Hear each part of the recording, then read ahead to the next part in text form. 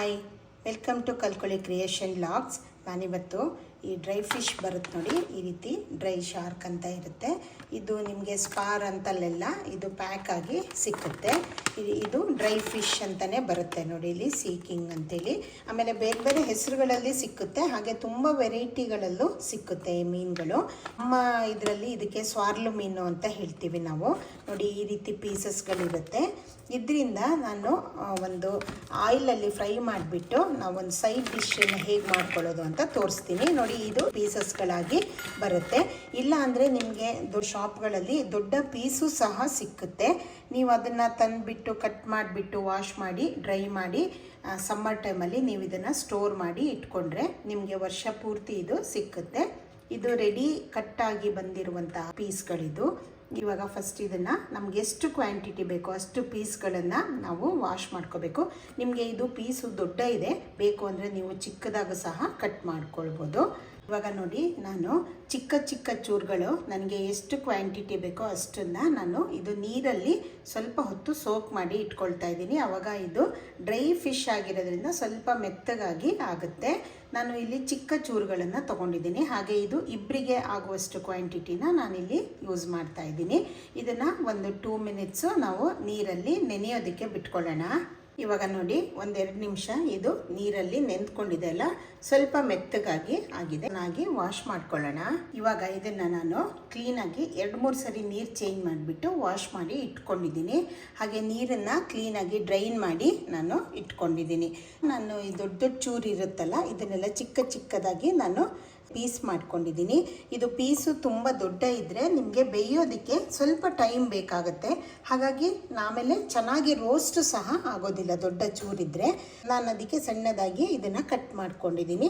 ನೀವು ಬೇಕು ಅಂದರೆ ದೊಡ್ಡದಾಗೂ ಯೂಸ್ ಮಾಡ್ಬೋದು, ಇಲ್ಲ ಅಂದರೆ ಈ ಥರ ಚಿಕ್ಕ ಚೂರುಗಳನ್ನು ಮಾಡ್ಕೊಳ್ಬೋದು. ದಪ್ಪ ತಳದ ಬಾಣಲೆನ ಸ್ಟವ್ ಮೇಲೆ ಇಟ್ಬಿಟ್ಟು ಇದಕ್ಕೆ ನಾನು ಎಣ್ಣೆನ ಸ್ವಲ್ಪ ಜಾಸ್ತಿಯಾಗಿ ಹಾಕ್ಕೊಳ್ಬೇಕು. ಯಾಕಂದರೆ ಎಣ್ಣೆಯಲ್ಲೇನೆ ಮೀನು ಫ್ರೈ ಆಗೋದ್ರಿಂದ ನೀವು ಆ ಎಣ್ಣೆ ಉಳಿಯುತ್ತಲ್ಲ, ಇದನ್ನು ಅನ್ನದ ಜೊತೆ ಕಲಿಸ್ಕೊಂಡು ಸಹ ಊಟ ಮಾಡ್ಬೋದು. ಇದಕ್ಕೆ ನೀವು ಕೋಕೋನಟ್ ಆಯಿಲ್ ಆದರೂ ತೊಗೊಳ್ಬೋದು, ಇಲ್ಲ ಮಾಮೂಲಿ ರಿಫೈನ್ಡ್ ಆಯಿಲ್ ಆದರೂ ತೊಗೊಳ್ಬೋದು. ನಾನು ಇಲ್ಲಿ ಸ್ವಲ್ಪ ಎಣ್ಣೆ ಹಾಕ್ಕೊಂಡ್ಬಿಟ್ಟು ಇದನ್ನು ಚೆನ್ನಾಗಿ ಬಿಸಿ ಆಗೋದಕ್ಕೆ ಬಿಟ್ಟಿದ್ದೀನಿ. ಇದು ಎಣ್ಣೆ ಚೆನ್ನಾಗಿ ಬಿಸಿ ಆಗಬೇಕು. ಆಗ ಎಣ್ಣೆ ಚೆನ್ನಾಗಿ ಬಿಸಿಯಾಗಿದೆ. ನೀವು ಬೇಕಿದ್ರೆ ಒಂದು ಚೂರು ಹಾಕ್ಕೊಂಡು ಚೆಕ್ ಮಾಡ್ಬೋದು. ನೋಡಿ, ಈ ರೀತಿ ಬಿಸಿಯಾಗಿದೆ ಅಲ್ಲ. ನಾವು ಎಲ್ಲ ಪೀಸಸ್ಗಳನ್ನು ಈ ರೀತಿ ಎಣ್ಣೆ ಹಾಕ್ಕೊಳ್ಳೋಣ. ಇವಾಗ ನೀವು ಫ್ಲೇಮನ್ನು ಫುಲ್ಲು ಲೋ ಅಲ್ಲಿ ಇಟ್ಕೊಳ್ಬೇಕು. ಯಾಕಂದರೆ ಮೀನು ಚೆನ್ನಾಗಿ ಬೇಯಬೇಕು ಆಗಿದ್ದರಿಂದ, ಅದು ನಾವು ನೀರಲ್ಲಿ ಬೇರೆ ನೆನೆಸಿರೋದ್ರಿಂದ ಇದು ಸ್ಲೋ ಫ್ಲೇಮಲ್ಲೇ ರೋಸ್ಟ್ ಆಗಬೇಕು. ಅದು ತಿರುಗಿಸ್ತಾ ಇದು ರೋಸ್ಟ್ ಆಗೋದಕ್ಕೆ ಬಿಟ್ಬಿಡೋಣ. ಇದು ನೀರಿರೋದ್ರಿಂದ ಸ್ವಲ್ಪ ಹೊತ್ತು ಈ ರೀತಿ ಸಿಡಿಯುತ್ತೆ, ನಂತರ ಅದು ಕ್ಲೀನಾಗಿ ಬೇಯೋದಕ್ಕೆ ಸ್ಟಾರ್ಟ್ ಆಗುತ್ತೆ. ಇವಾಗ ನೀರೆಲ್ಲ ಸ್ವಲ್ಪ ಡ್ರೈ ಆಗಿ ಇದು ಬೇಯೋದಕ್ಕೆ ಸ್ಟಾರ್ಟ್ ಆಗುತ್ತಲ್ಲ, ಆ ಟೈಮಲ್ಲಿ ನೀವು ಫ್ಲೇಮನ್ನು ಸ್ವಲ್ಪ ಜಾಸ್ತಿ ಮಾಡ್ಕೊಳ್ಬೋದು. ಲೋ ಫ್ಲೇಮ್ ಇದ್ರೂ ಇದು ಚೆನ್ನಾಗಿ ಆಗೋದಿಲ್ಲ. ಈಗ ಇದನ್ನು ಮಧ್ಯ ಮಧ್ಯ ಕೈ ಆಡಿಸ್ತಾ ನೀವು ಬೇಯೋದಕ್ಕೆ ಬಿಡಬೇಕು. ಈ ಮೀನು ಸ್ವಲ್ಪ ಉಪ್ಪಾಗಿನೇ ಇರುತ್ತೆ, ಹಾಗಾಗಿ ನೀವು ಇದಕ್ಕೆ ಉಪ್ಪೆಲ್ಲ ಏನೋ ಆ್ಯಡ್ ಮಾಡೋದು ಬೇಕಾಗಲ್ಲ. ಇದು ಉಪ್ಪಾಗಿ ಬರೋದ್ರಿಂದ ನೀವು ಇದನ್ನು 1-2-3 ಸರಿ ವಾಶ್ ಮಾಡಿಕೊಂಡ್ರೆ ಸ್ವಲ್ಪ ಉಪ್ಪು ಕಮ್ಮಿ ಆಗುತ್ತೆ. ನಂತರ ನೀವು ಇದನ್ನು ಹಾಗೆ ಉಪಯೋಗಿಸಿ. ಇದು ಚೆನ್ನಾಗಿ ಇವಾಗ ಬೆಂದ್ಬಿಟ್ಟು ಸ್ವಲ್ಪ ಕಲರ್ ಚೇಂಜ್ ಆಗಬೇಕು. ಒಂದು 2-3 ನಿಮಿಷ ನಾವು ಇದು ಆಯಿಲಲ್ಲಿ ಫ್ರೈ ಮಾಡಬೇಕು. ಇದು ನೀವು ಯಾವುದೇ ಸಾಂಬಾರು, ರೈಸ್ ಜೊತೆ ಸಾಂಬಾರು ಜೊತೆಗೆ ಇದು ಒಂದು ಸೈಡ್ ಡಿಶ್ ಆಗಿ ತುಂಬ ಟೇಸ್ಟಾಗಿ ಬರುತ್ತೆ. ಈ ಎಣ್ಣೆ ಏನು ಉಳ್ಕೊಳ್ಳುತ್ತಲ್ಲ ಲಾಸ್ಟಲ್ಲಿ, ಇದನ್ನು ನೀವು ಬಿಸಿ ಬಿಸಿ ಅನ್ನಕ್ಕೆ ಕಲಿಸ್ಕೊಂಡು ಊಟ ಮಾಡೋದಕ್ಕೂ ಇದು ಚೆನ್ನಾಗಿರುತ್ತೆ. ಹಾಗೆ ನಾವು ಕುಚ್ಚಲಕ್ಕಿ ಗಂಜಿ ಅಂತ ನನ್ನ ಹಿಂದಿನ ವಿಡಿಯೋದಲ್ಲಿ ನಾನು ತೋರಿಸಿದ್ದೀನಿ. ಅದ್ರ ಜೊತೆಗೂ ಇದು ಚೆಂದ ಕಾಂಬಿನೇಷನ್ ಆಗುತ್ತೆ. ಒಣಮೀನು, ತುಂಬ ಥರ ಒಣಮೀನುಗಳು ಸಿಕ್ಕುತ್ತೆ. ನಿಮಗೆ ಯಾವುದನ್ನೇ ಆದರೂ ಈ ರೀತಿ ನೀವು ಮಾಡ್ಕೊಳ್ಬೋದು. ಇದು ಸ್ವಲ್ಪ ಉಷ್ಣ ಒಂದು ಕೊಡೋದ್ರಿಂದ ಬಾಡಿಗೆ ಸ್ವಲ್ಪ ಬ್ಯಾಕ್ ಪೇಯ್ನು ಅಂಥವರೆಲ್ಲ ಜಾಸ್ತಿ ಇದನ್ನು ತಿನ್ನಬಾರ್ದು, ಡೈಲಿ ಇದನ್ನು ತಿನ್ನಬಾರ್ದು.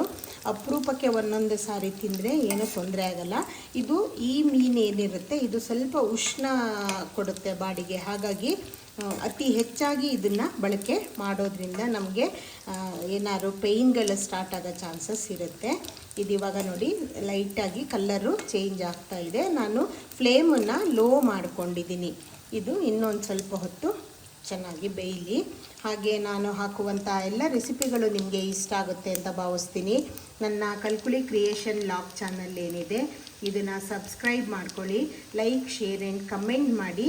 ಇದನ್ನು ಒಂದು ಸರಿ ಟ್ರೈ ಮಾಡ್ಕೊಳ್ಳಿ. ನಿಮಗೆ ಎಷ್ಟು ಇದು ಟೇಸ್ಟಿಯಾಗಿ ಬರುತ್ತೆ ಅಂದರೆ ತುಂಬ ಇಷ್ಟ ಆಗುತ್ತೆ ಎಲ್ಲರಿಗೂ. ನೀವು ಆಯಿಲು ಇಷ್ಟು ಉಪಯೋಗಿಸ್ಕೊಳ್ಳೋದಕ್ಕೆ ಇಷ್ಟ ಇಲ್ಲ ಅಂದರೆ ನೀವು ಕಡಿಮೆನೂ ಹಾಕ್ಕೊಳ್ಬೋದು, ಆದರೆ ಅದು ಸ್ವಲ್ಪ ನಿಮಗೆ ಫ್ರೈ ಆಗೋದಕ್ಕೆ ಟೈಮ್ ಇನ್ನೂ ಜಾಸ್ತಿ ತಗೊಳ್ಳುತ್ತೆ. ಈಗ ನೋಡಿ ಇದು ಆಗ್ತಾ ಬಂದಿದೆ. ಹಾಗೆ ತುಂಬ ಹೊತ್ತು ನೀವು ಬೇಯಿಸ್ಬಿಡಿ, ಆವಾಗ ಅದು ಮೀನು ಗಟ್ಟಿಯಾಗಿ ಬರುತ್ತೆ.